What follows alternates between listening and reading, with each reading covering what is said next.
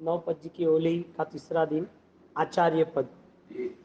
नमो आयर्याणम।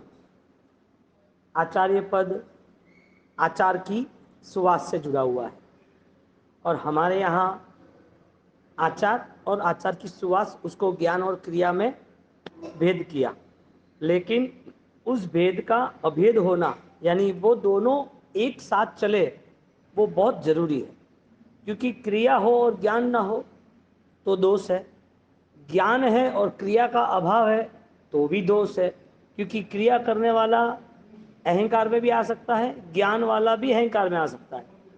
क्यों आ सकता है?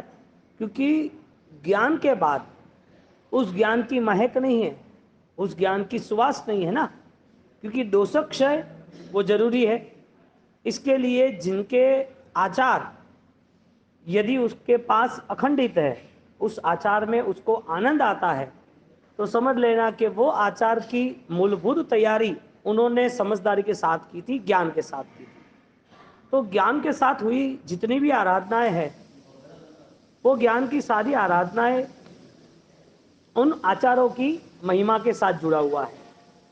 तो यहाँ पर जब आचार्य पद की उपासना है तो 36 अलग अलग गुण बताए हैं। हम जो पंचेंद्रिय कहते हैं 3600 गुरु गुण मज्ज आचार्य भगवान के गुण, ऐसे दूसरे अलग अलग सूत्र है, 36 अलग अलग सूत्र बनाए हैं, ये एक है। तो आचार्य की जिम्मेदारी बन जाती है इत्थय समुसूरी हिम, कि भाई तीर्थंकर के समान सूरी यानी आचार्य भगवंत है, और सूरी को एक सूर्य कहा, तेजस्वी है। तो आचार्य भगवंत का वर्ण भी पीड़ा यानी कि येलो आकर्षित है।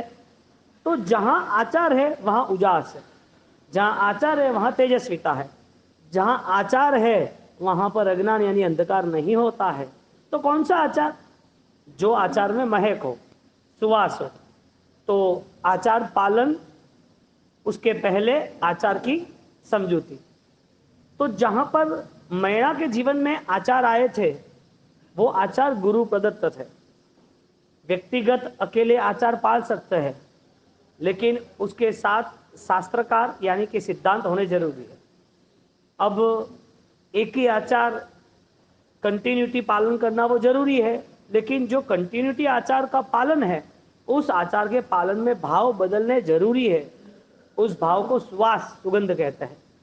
मैणा के जीवन में उनको पता था कि मेरी आराधना इतने सालों से जो हुई है, बचपन से लेकर अभी तक, वो आराधना में कोई ज्ञानियों ने डाउट्स नहीं बताए, शंका नहीं बताई, क्योंकि आराधना में ऐसा बोध हुआ कि जिसमें सामान्य जीवों को भी आनंद आए और सामान्य जीव उससे जुड़ जाए, सामान्य जीव।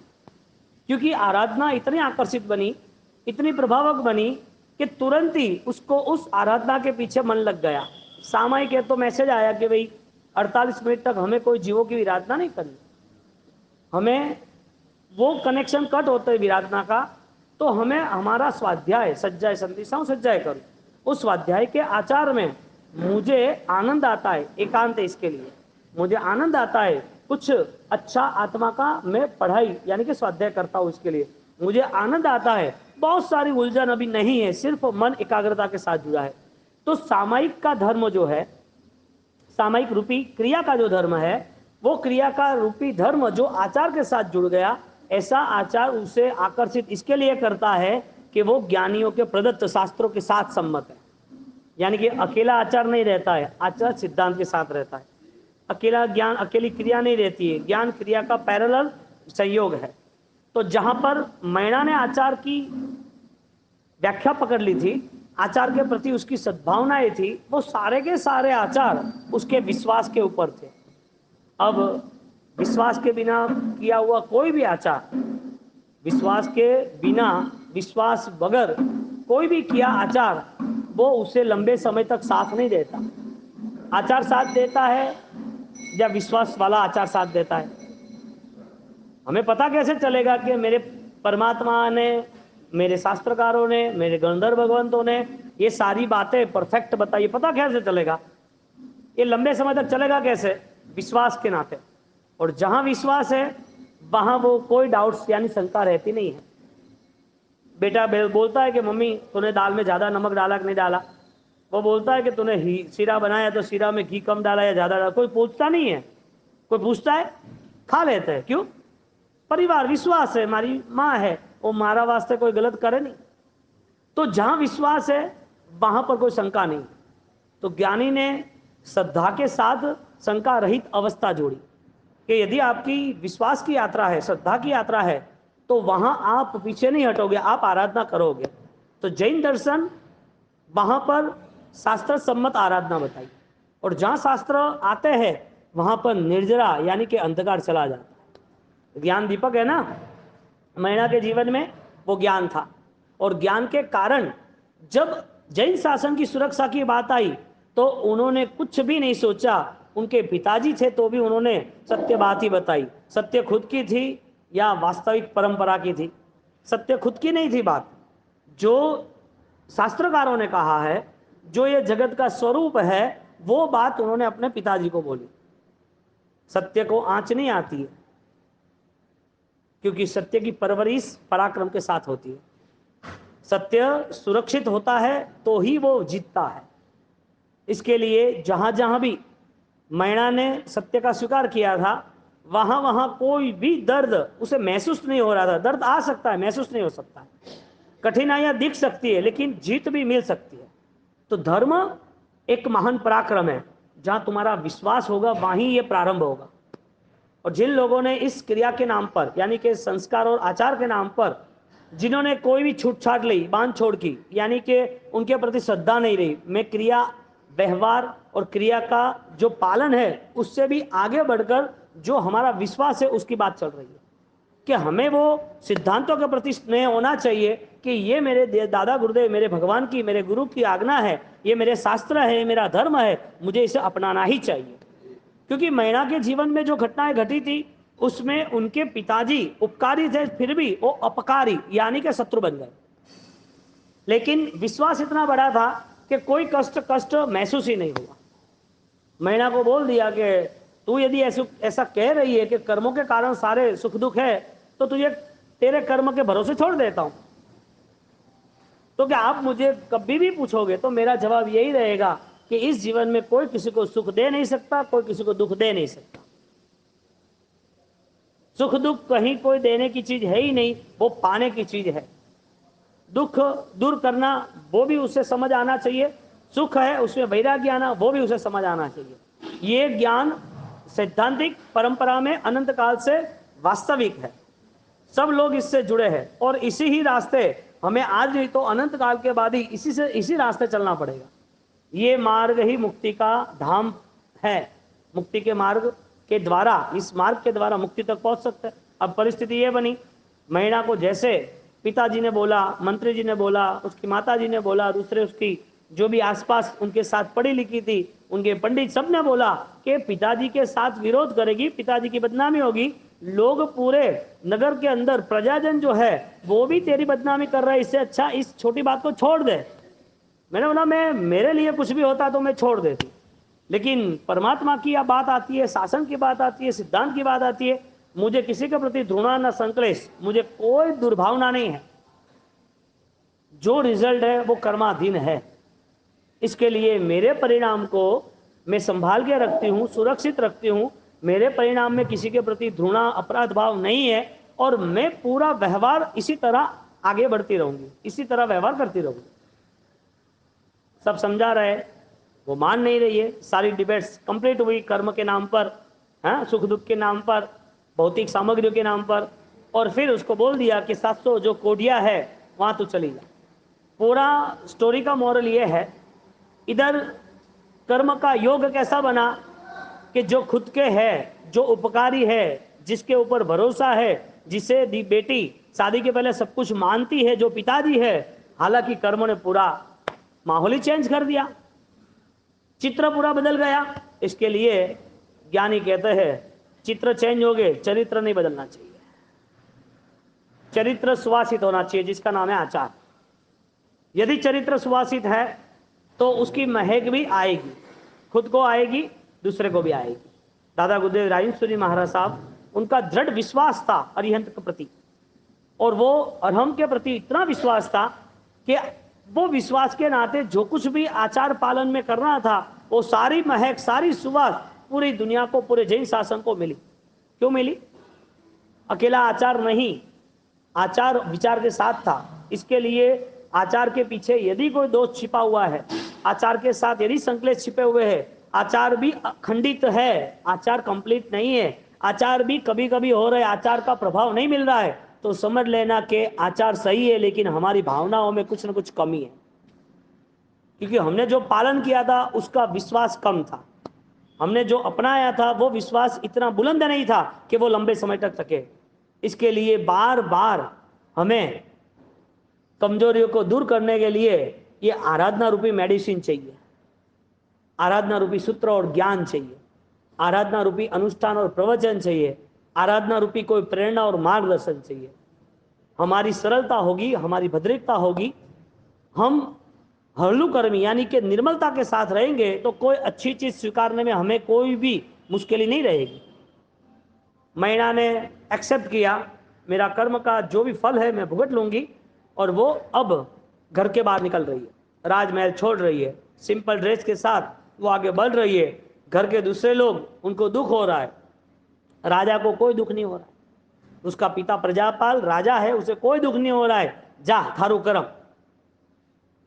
इंसान कहां तक गिर सकता है, कितना स्वार्थी, उसके अहंकार के कारण वो धर्म को तो नहीं करता है लेकिन जिनको अपना मान रहा है उनका भी नुकसान नहीं दिख रहा है। ये भावनाएं आनी, बदलाव लाना, कुछ जीवन मिलना कठिन है, श्वास है लेकिन जीवन नहीं। राजा के साथ, पिता के साथ ऐसा कोई उम्मीद रख सकता है? पिता कोई ऐसे इरादे बना सकते हैं कि मेरी बेटी दुखी हो? हाँ, यदि बना सकते तो वो पिता नहीं है, पालनहार नहीं है, रक्षणहार नहीं है। कुछ भी हो जाए कि उसकी खुशी में मेरी खुशी होनी चाहिए, ये है संस्कार, ये है मर्यादा, ये है परिवार का स्वर्ग। अब इस भावनाओं के साथ यदि वो आगे बढ़े तो काम हो सकता है। तो यहाँ जब उसको छोड़ रहे तो सब लोग उनकी निंदा में पड़े, ये कैसी है, इसने ऐसा क्यों किया, ऐसी कोई पढ़ाई होती है, अपने माता पिता के साथ ऐसे कुछ करते हैं क्या, लोगों की निंदा प्रारंभ हो गई। लेकिन उनको पता ही था कि धर्म स्थिर करने के लिए ये सारे अटैक आने वाले हैं। धर्म को मुझे श्रद्धा के साथ आगे ले जाना है तो सारी चीजें मुझे शेयर करनी पड़ेगी, सारी चीजें सामने आएगी। इसके लिए जीवन में दुख आए तो खुशी मनाना, कोई परिस्थिति कठिन आए तो खुशी मनाना, क्योंकि परमात्मा यानी कि ज्ञान हमारा हमें कोई नए रास्ते पे ले जाएगा। दुख में कभी भी दुखी नहीं होना, कुछ ना कुछ नया रास्ता मिल ही जाता है। हमारी सोच रुकती है तब देवगुरु धर्म आगे आके मिलते हैं, हमारी सोच है तब तक देवगुरु धर्म दूर। मैना ने देवगुरु धर्म को छोड़ दिया सब कुछ, और मैना वहां से निकल रही है। तकलीफ नहीं हुई होगी?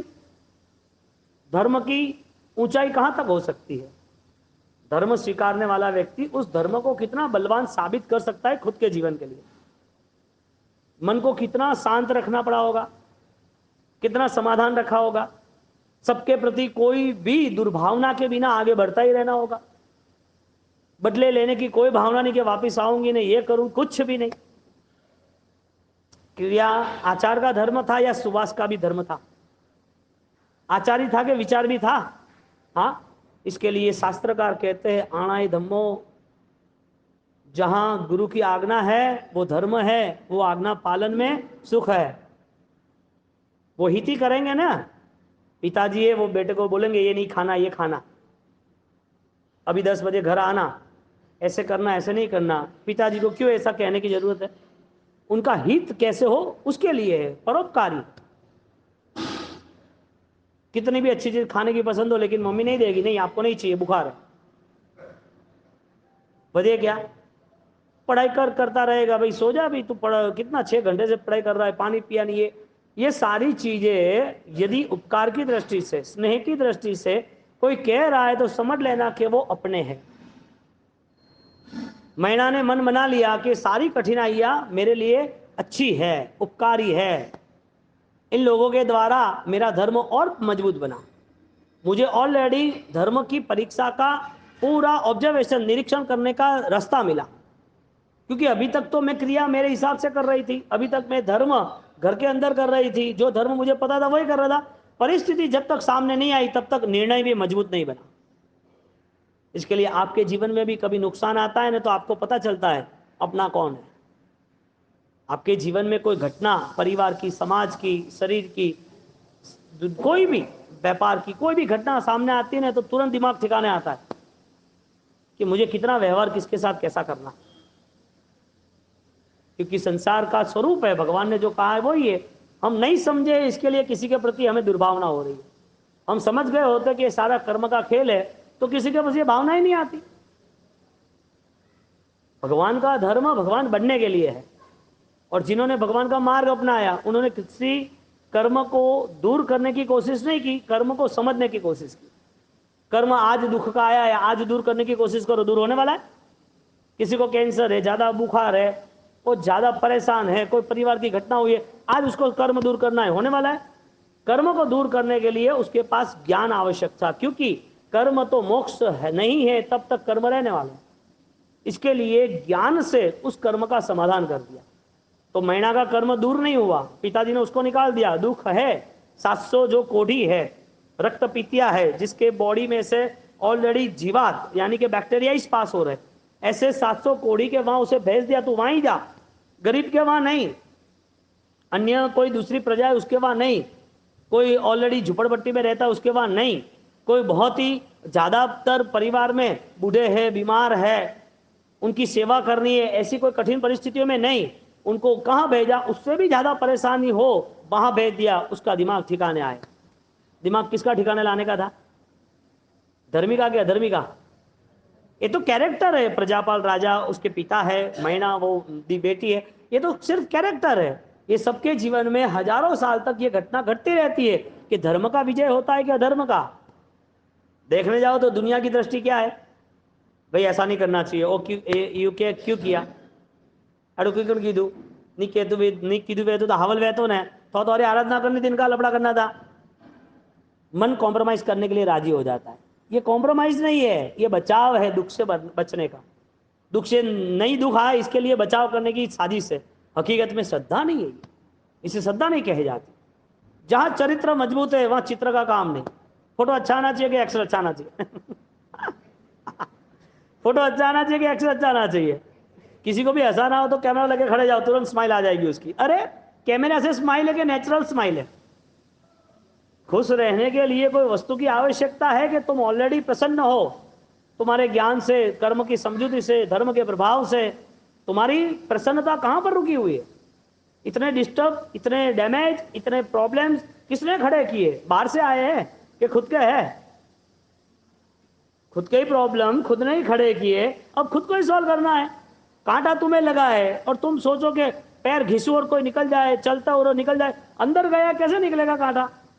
पैर में चुभा हुआ अंदर तक गया हुआ कांटा कोई नहीं निकालेगा, तो तुम्हें निकालना पड़ेगा। दर्द तुम्हारा है, सॉल्यूशन तुम्हें करना ही पड़ेगा। दुख तुम्हें आया है तो दुख का रास्ता तुम्हें खोजना ही पड़ेगा। श्रेष्ठ रास्ता है समाधान। जो कर्म है उसे स्वीकार लूंगा और नए कर्म के साथ मुझे कैसे रहना वो ज्ञान से जीवन व्यतीत करूंगा। मैना का ये जाना हुआ, यहां पर श्रीपाल कुंवर का बचपन है, उनकी सेकंड स्टोरी वहां जाने के पहले। श्रीपाल कुंवर के पिताजी अभी तो छोटे हैं श्रीपाल कुंवर, और वहां युद्ध हो गया, राजा एक दूसरी चढ़ाई होने लगी, युद्ध के कारण पिताजी मर गए। छोटी 4-5 साल की उम्र है, उससे भी छोटी होगी।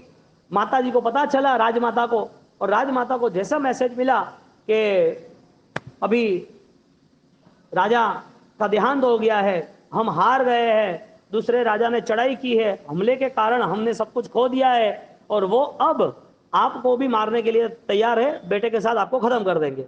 ये मैसेज मंत्री राजमाता को दे रहा है। शाम ढल गई है, युद्ध में पराजित हो गए पता है, मंत्री उनको कह रहे हैं कि पीछे के रास्ते से तुम आगे निकल जाओ। उन्होंने तय किया, पूरा सिंपल ड्रेस पहना, बेटे को पीछे बांध दिया, रानी लक्ष्मीबाई की तरह, और वहां से वो निकल रहे हैं।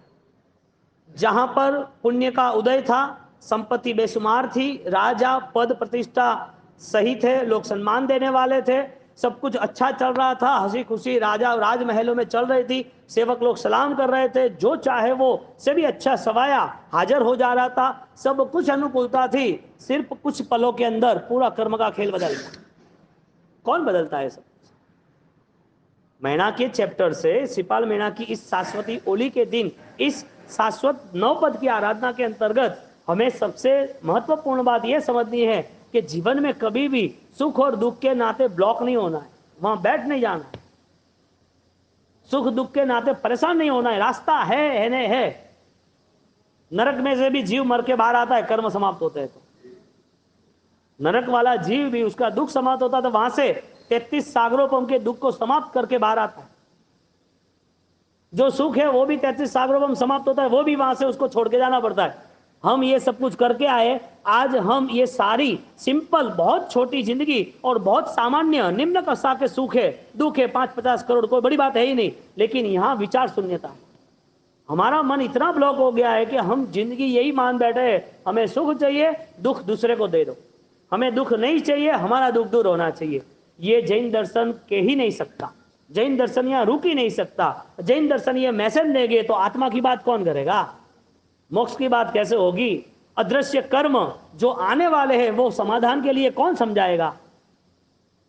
सामने वाला कोई भी कैरेक्टर हो, हमें या तो उसके साथ समाधान करना चाहिए या फिर उसको इग्नोर करके, यानी कि उनको भूल कर हमें हमारा मन बलवान बनाना चाहिए। क्योंकि आचार्य पद यानी कि जैन शासन की गरिमा है, और जहां आचार है वहां पर गरिमा बढ़ती ही है।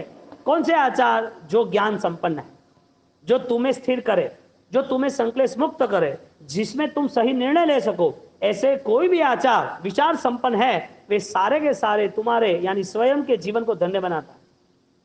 जीवन धन्य है ऐसा परमात्मा ने कहा है, अब धन्य बनाना है कि नहीं वो हमें सोचना है। यदि परमात्मा इस जीवन को धन्य न कहते तो इस जीवन का कोई भी फल नहीं होता, सामान्य जिंदगी होती। लेकिन इस जीवन को धन्य इसके लिए बोला कि इस जीवन में विशिष्टताएं बहुत छिपी हुई। जो इंसान भगवान बन सकता है, ऐसा रास्ता यदि इस धर्म के नाते हो सकता है, तो ये धर्म हमसे दूर क्यों है, हमसे सिर्फ क्रिया के नाते क्यों है, हमसे सिर्फ उपाश्रय मंदिर और कोई पर्व के नाते क्यों है। इस धर्म में हमें कोई नया बल क्यों नहीं मिलता है, ये कौन तय करेगा? विचारशील व्यक्ति, चिंतनशील व्यक्ति, जिसको अपना सौभाग्य बलवान बनाना है, वो व्यक्ति इस रास्ते को चुनेगा। कितनी भी चुनौती होगी लेकिन स्वीकार करेगा। इधर पिता है फिर भी वो उसके साथ गलत व्यवहार कर रहा है, उसको दुख आए तो भी उसे कोई भी शर्म नहीं है, ना कोई उसे दुख आने के बाद भी उनको कोई भाव बदल रहा है, दुख सामने से दे रहा है। इधर स्वजन नहीं है, मंत्री है, अपरिचित यानी कि अन्य जन है, फिर भी उसकी हित की भावना कर रहा है कि राजमाता आपको यहां से जाना पड़ेगा। कौन अपना कौन पराया, किसको मानते हैं?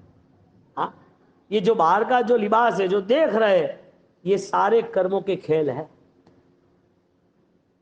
कस्टमर है तो प्रॉफिट के लिए है, कस्टमर को घर पे ले जाने के लिए नहीं है। बिजनेस करना है ना तो कस्टमर आएगा जाएगा, उसका काम है, उसको बुलाना पड़ेगा, उसको माल बेचना पड़ेगा, लेकिन वो घर का सदस्य नहीं बनता। अपना और पराया किसको मानना, इसके लिए हर कंडीशन में तैयार रहना।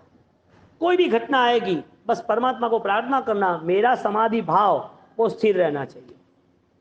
देवगुरु से प्रार्थना करना कि जिंदगी भर ऐसी आराधना देना कि अंतिम मृत्यु आनंददायक, मंगलकारी, कल्याणकारी हो, अंत समय में परमात्मा धर्म का योग मुझे मिलता रहे। ये संसार तो सबका बदलता रहा है ना। कुमारपाल 55 के बाद राजा बना है, तो कोई राजा ऑलरेडी गिर गया, भिखारी बन गया है, क्या फर्क पड़ा? ये समझदारी हमें कब आएगी कि ये कर्म का खेल ऑलरेडी हर बार मोक्ष में नहीं गए सब जीवों के साथ है, हर बार। अब कर्म को ना समझना तो जैन शासन से दूर है। राजमाता को जैसे वहां से बोल दिया तो राजमाता ने ओके किया कि ठीक है मैं जा रही हूं वहां से, और रात भर वहां चलते रहे। इधर सैनिक उसको खोजते रहे, चारों ओर पूरे राजमहल में, नगर में खोजते रहे कि किसके घर है, कहाँ है। रात भर धमाल चली। जीतने के बाद उनको खत्म करना था सिपाल कुंवर को, कि राज बीज यानी कि बेटा जिंदा रहेगा तो वापस बड़ा होके बदला लेने आएगा बाप का, इससे अच्छा खत्म ही कर दो बीज कोई, मूल को ही खत्म करो। मूल ही नहीं होगा तो शाखा कैसे आएगी, पेड़ कैसे बनेगा? कुतम मूलम कुतम शाखा, कहीं मूल ही नहीं है तो शाखा कैसे आएगी? उन लोगों ने चारों ओर सैनिक भेज दिया, हर जगह पर मारो काटो की बात, मिलना चाहिए कौन है वहां के, उसके आदमी को ले गए। हर कोई 10-15 दूसरे सैनिक 10-10 आदमियों को लेके, पहचान कौन है, इनको नहीं पहचाना कि तेरे परिवार को मार डालेंगे, सच बता। ऐसे कर करके पूरी रात भर धमाल चली। यहां पर रात भर वो दौड़ते रहे, सिर्फ एक ही बात है कि बेटे को बचाना है बस। जीवन में अच्छे गाइडेंस कोई चाहिए, और वो गाइडेंस अच्छे होंगे तो स्वीकारने की बुद्धि भी होगी। मंत्री ऑलरेडी उनके लिए गाइडेंस बने, गाइड बने ना, मंत्री ने अच्छी सलाह दी ना, वो मानते नहीं तो राजमाता के नहीं ऐसा नहीं चलेगा, मुझे पति को देखना है, राजा को देखना ही है, मैं पहले उनको देखूंगी बाद में बात, पता नहीं सही गलत है या नहीं है। विश्वास तो होना चाहिए ना किसी के पर। विश्वास नहीं रहा तो जिंदगी दुखदायक बन जाएगी, और कुछ चीज विश्वास ना हो तो भी अनुकूलता और सुख के लिए छोड़ देनी पड़ती है, कि इसके ऊपर ज्यादा डिस्कशन करने की जरूरत नहीं है, छोड़ दो, कोई प्रॉब्लम नहीं। घर में कोई नई बहू आई या घर में कोई नया मेंबर आया कोई वजह से, और वो आपके स्वजन में लगते हैं, और वो आए और घर में कोई चीज चोरी हो गई, आपने विश्वास रखा था, आपको लगा कि इससे कोई चेन थी गोल्ड की, वो चली गई, अब क्या करना? पता है कि इसने ली है, उनको पूछने गए तो रिलेशन कट होगा, तोड़फोड़ होगी, परेशानी होगी, लड़ाई झगड़े हो गए, मतलब है कुछ चीज विश्वास बनाने के लिए छोड़नी पड़ती है, कुछ अच्छे के लिए। चोरी हो गई है, आगे ध्यान रखना, सारी चीज सिक्योर रखो, सिस्टम सेट करो। अब उनको पूछने जाओ तो कैसे प्रूफ करोगे? जिंदगी में ऐसी बहुत सारी घटना आती है, हमें या तो कोई हमारा बेस्ट गाइड चाहिए, हमें कोई मार्गदर्शन दे, प्रेरणा दे, जिससे हमारा जीवन सुरक्षित बने, या तो फिर हमारे जीवन में ऐसा जीवन बनाए जिसमें बहुत सारी उलझनें समाप्त हो जाए। उलझन वाला कोई भी जीवन है तो वो आज नहीं तो कल हमें ज्यादा से ज्यादा कर्म और ज्यादा से ज्यादा असमाधि में ले जाएगा। इधर इनको गाइडेंस मिल गए, उन्होंने डिसाइड किया, वो रात भर चलते रहे, रात भर। इधर बात यह आती है कि आचार पद जो है, आचार्य की उपासना, तो वो आचार यानी कि कुछ अच्छा करने की सोच होनी चाहिए। मैना ने भी अच्छा करने की सोच बनाई तो पिताजी से दूर तो हुई, लेकिन अंतिम भाव यही था कि कुछ भी हो जाए उनको धर्म के साथ जुड़ना है, धर्म को स्थिर उनके जीवन में कैसे हो धर्म स्थिर, उसके लिए उन्होंने प्लान बनाना था। इधर मैना अरे शिपाल कुंवर उनकी माता चलती रही। अब जिनके आसपास 10, 15, 20 पूरे सर्वेंट है, सेवक है, सेवा करने वाले सब लोग हैं, हर तरह की अनुकूलता है। अब अचानक इतना कष्ट सिर पे आ गया तो क्या वो रिक्वेस्ट करेगी मुझसे नहीं चला जाएगा, मुझसे ये नहीं होगा, मैं अकेली रात को कैसे जाऊं, यहाँ तो जंगल का रास्ता है, बीच में मर जाओगी तो क्या होगा, आगे जाके यहाँ कोई नहीं है मेरा तो बच्चे का खाना पीना कैसे करेंगे। फरियाद किसको है? जिसको जल्दी मरना है उसको फरियाद है। अविश्वास वाले की मौत हर दिन होती है, अश्रद्धा वाले हर नए नए भवों में परिभ्रमण यानी हर नई मौतों को पुकारता है। तुम्हें विश्वास होना चाहिए कि मैं हर काम को कंप्लीट करूंगा, तुम्हें खुद को विश्वास होना चाहिए कोई भी कठिन परिस्थिति हो लेकिन मैं सॉल्व करूंगा। ये विश्वास के नाते आप जीत सकते हो, हारना नहीं है कभी। राजमाता ने कोई एक्सक्यूज नहीं, कोई फरियाद नहीं, राजमाता के होके मुझे जाना ही है, जो कुछ भी होकर लेंगे। हालांकि उनकी लाइफ से, उनके इस व्यवहार से हमें पता चलता है कि उनको कर्म का यदि ज्ञान नहीं होगा लेकिन उनका मनोबल मजबूत था। आज कई लोग ऐसे होते हैं ना कि भाई सेवा करनी है, एक दिन मरना है, सेवा तो करे, जीवन तो अच्छा जी, उनको पता नहीं है कि भाई इससे मुझे क्या फल मिलने वाला है। उसको इतना पता है कि जीवन मिला है तो कोई गरीबों की, कोई पशुओं की, कोई विधवा की, कोई अनाथ की, किसी की सेवा करनी। वो हालांकि धर्म को, कर्म को, भगवान को, ज्ञान कुछ भी नहीं है उसके पास। तो कई लोग ऐसे है ना, सेवा कर रहे हैं ना, देखने जाओ तो अच्छे कर्म है कि नहीं उसके, अच्छा, अच्छे कर्म का बंद हो रहा है कि नहीं? अच्छा, उन्होंने जो कुछ सेवा कर रहा है उसमें उनका मन ऑलरेडी सेवा में लगा है, तो उसको किसी के प्रति कोई घृणा लग रही है? उसे लग रहा है कि ये जो गरीब बूढ़े जो 50 80 साल 60 साल के या 70 साल के कोई भी हो, उसको उठा के हम यहाँ आश्रम में लेके आए और आश्रम में लेके आए और फिर उनकी सेवा करनी, हमें नहीं करनी, ऐसा कुछ होता है? उन्होंने मन ही बना दिया है कि कोई भी हो, दुखी हो, मुझे सेवा करनी। उनको कोई ज्ञान नहीं है, लेकिन वो ऑटो सिस्टम सेट हो गए। छोटे बच्चे को, 2 साल के 3 साल के बच्चे को उसकी मदर चैन पहराए या पोची पहराए या पैर में कड़ा पहराए, बच्चे को कुछ ज्ञान नहीं है सोना क्या है, लेकिन शोभा तो है कि नहीं है? बच्चे पहनता है तो उसे अच्छा लगता है ना। तो धर्म प्रभावित है। आप अनजाने में भी करते हो तो भी लाभ मिलता है, अनजान अवस्था में भी। यहां राजमाता चल रही है, रात भर जंगलों के अंदर दौड़ते रहे दौड़ते रहे।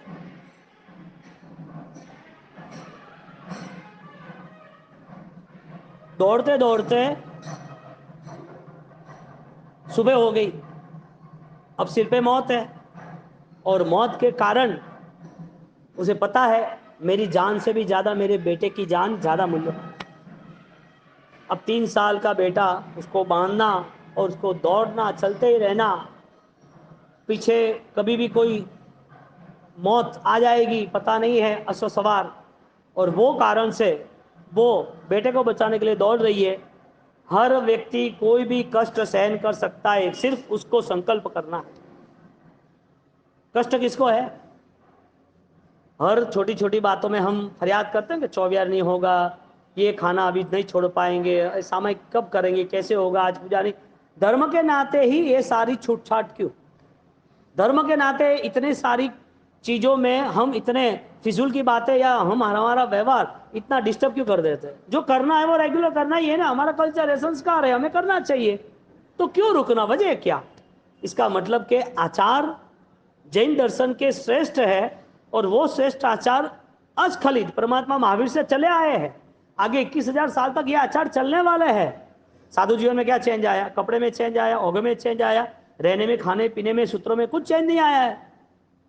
संसारी जीवन में चेंज आ गया। अब राजस्थान से यहाँ आ गए, खाने पीने की जो कांसा की शादी की थाली थी वो प्लास्टिक आ गए तुम्हारे, रहन सहन में जो दूसरी तरह रहे थे, पूरे बंगले घर दूसरा आ गया, कपड़े पहनने में थे वो दूसरे आ गए। सब चेंज हुआ कि नहीं हुआ? साधु जीवन में क्या चेंज हुआ है? कोई चेंज नहीं हुआ है। अच्छी तरह उनकी आराधना है, अभी भी कोई भी सिला हुआ वस्त्र नहीं पहनते, अभी भी पैदल चलते हैं, अभी भी उनकी आराधना ऑलरेडी सुबह शाम की जो है वही है। जम्बू स्वामी से लेके यहां तक की आराधना में कोई भी 12वीं स्वाध्याय करते तो करते हैं 3 प्रहर 2 प्रहर। परिवर्तन कहाँ आया? अखंड आराधना जैन शासन ही चाहता है, और जैन शासन ऐसे आराधकों को अमर बना देता है। सैनिक महाराजा, श्रीपाल महाराजा, कुमारपाल महाराजा, पैथड़ मंत्री, इन लोगों के पास ये सब कुछ था ना। राजमाता चलती रही और जाते जाते सुबह हो गई, और सुबह होने के बाद बेटा रो रहा है, सो तो गया था, रो रहा है, और रोने के बाद उसको समझा रही है, उसको स्नेह कर रही है कि बेटा रोने से कुछ नहीं होगा, अब दुख ही हमारा जीवन है, हर पल दुख के साथ रहना है, मौत नहीं आए तक, ऐसा उसको कह रही है। हालांकि समझे नहीं समझे बात अलग है, लेकिन उनको ये देख के बोल रही है, क्योंकि उसे पता है कि मुझे उसको छोड़ना ही पड़ेगा। 3-4 साल की उम्र में बेटे को छोड़ना, वो कोई माता सोचती नहीं है, प्रेम है, लेकिन उसका हित जो है वो देख रही है कि उसका हित कैसे होगा, कैसा संस्कार चल रहा है। मंत्री ने राजमाता का हित सोचा, राजमाता ने अपने बेटे का हित सोचा। राजा प्रजापाल अपनी बेटी का हित सोच रही है, सारी प्रजा उसके लिए अब बुराई सोच रही है। सोच जिसकी जैसी है उसके आसपास ऐसे लोग भी जुड़ भी जाते हैं। राजमाता उसको समझा रही है, बेटा दुख ही सर्वस्व है हमारे लिए, हम बाहर नहीं निकल पाएंगे। कब निकल पाएंगे अभी मुझे पता नहीं है, मुझे मेरी पहचान छुपानी है, मुझे ऑलरेडी हर किसी के वहां जाना है, रहना है, कुछ भी करके पेट भरने के लिए कमाना है, शायद 3 दिन खाना नहीं मिलेगा, पानी पी के भी जीना है। ये बेटा दिल में दिमाग में रखना, तू मुझे साथ देना। ये माँ बेटे को समझा रही है। इंसान कितना दुख सहन कर सकता है, और जो बहुत सुख में रहता है वो कितना दुख सहन कर सकता है। जैन शासन की कितनी महिमा है यार। करोड़ों रुपए छोड़ के निकल के साधु जीवन स्वीकार करता है, ये कौन कराता है? ये आचार इतना पसंद क्यों आता है? वजह क्या? कुछ तो होगा ना जैन दर्शन में। इन नवपद जी की महिमा में नमो लोये सब साहुणम से जीवन स्टार्ट होता है और अरिहंत तक पहुंचाते हैं यात्रा। तो इतना महिमावान जीवन और इतना महिमावान प्रभावक जीवन और लोगों को आकर्षित करता है। क्या जीवन है जोरदार। कल शाम को एक फैमिली आई थी, 2 फैमिली आई थी।